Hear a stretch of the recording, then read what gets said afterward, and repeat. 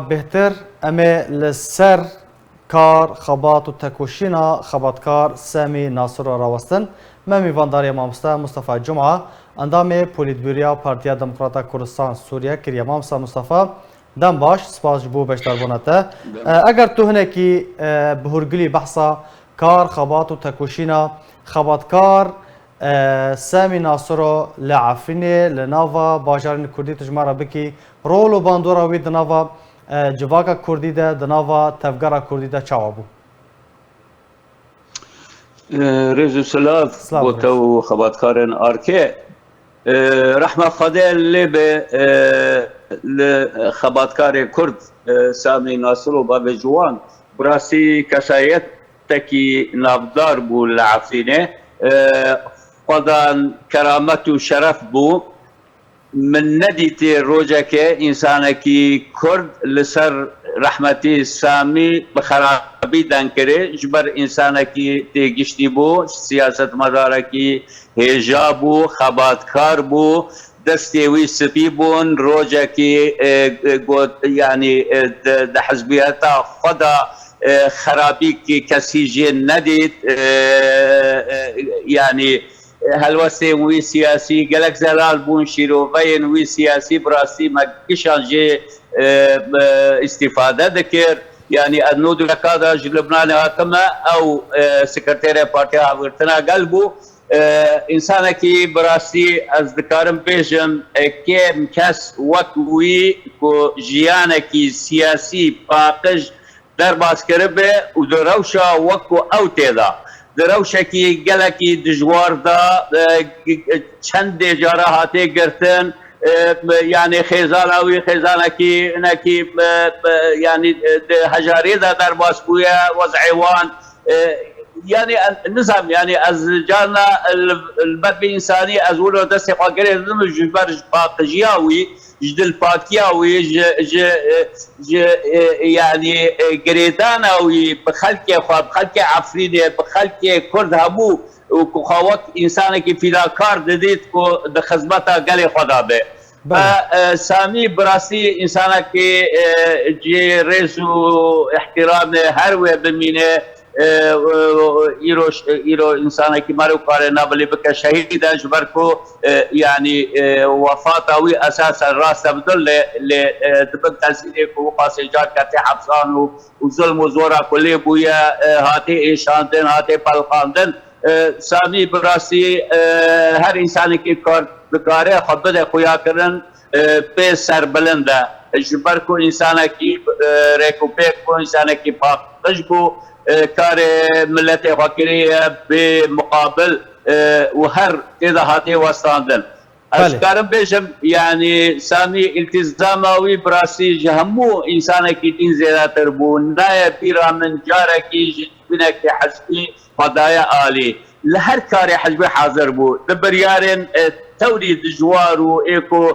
یعنی خطر هیا ایکو انسان کرد ممکنه جه بترسه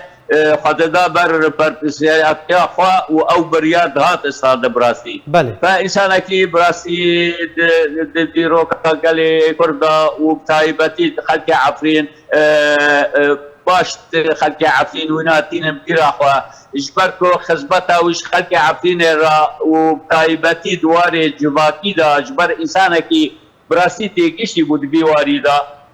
یک خلقین کو من لیگوداری کرده اجبری 30-40 سالی برازگار کرنا جنه رابو مافی جنه رابو وقتی کو گلک یعنی سکرتیر ما مسئله ولو عیب دیدن فانسانک براسی زلال بود کاروبار خدا نیرین خواهی سیاسی دا خلق عفرین باش جیبینا استفاده کرنا مشاکل جواکی تشتوانی کچید بود سامی یکم بو کاری بو یعنی چاره سری که جرا ببینه اجبر دوی واری دا گلکی جیر بو گلکل پیش بله مصطفی خباتکار راستی چه اصلانگیان دهات او اصلانگی گلو بونه رگر کو کار و خبات خواب بردام نکه لا يعني تزاني يعني سامي لمحطات سياسية همو آماده بويا يعني از ام تب هبرا لهبدية ديمقراطي واتكو هاتا تشكرن تحالف ديمقراطي وكيدين يعني ادبم او تمنكي زيادة بلكي غير خبيتر دا النتيجة الوسم والسياسي ولو قرط يعني او دبلوماسيتها زيادة كدكارب يعني يكفي يعني جارنا بيجن يعني اب انسان انا يا اخي يعني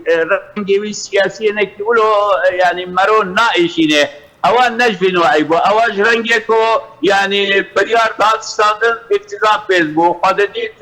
معنيه بو بريار هانه ودبه تنفيذ ببه اجبو ولوجي تمن دايا براسي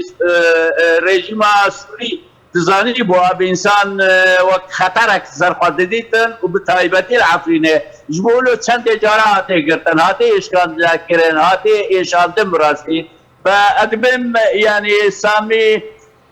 سمبولك جبو خباتكارن كرد جبو هر انسان کی کرد کوریا خبات اشخورا ناس بکه دکاره سامی ناصرو وکی سمبولك اشخورا بده خویا کرن گلک سپاس بیجم جبو هنا کی گریدای بو براسی به زمان خوی عفرینکی ووقت ما قوي يعني بترجيانا والعفرينة درباس بكي وقت چندي جارات قاميسي القاجبان الجبين السياسي حاضر بويا لدنكرنا او دنكرنا عفريني بو براسي كمارو كيف خوش بو انسانا كي ولو يعني التزام باخلاق وسلوكيات وسيكولوجيا خلق خودك براسي ولو كيف مارو دات لجبينة كي هبندي دا بحضورة رحمة خدا اللي كمال أحمد وسكرتير بارتيان نقالك أنا وقتكو التحالف الديمقراطي بقى باكرن شغل نيف ساعات كي شيروبايا خواهي سياسي بيشكش كتر مدي رحمة خدا اللي أوجي يوسف ديبوك وحوالي سامي تاقوتشه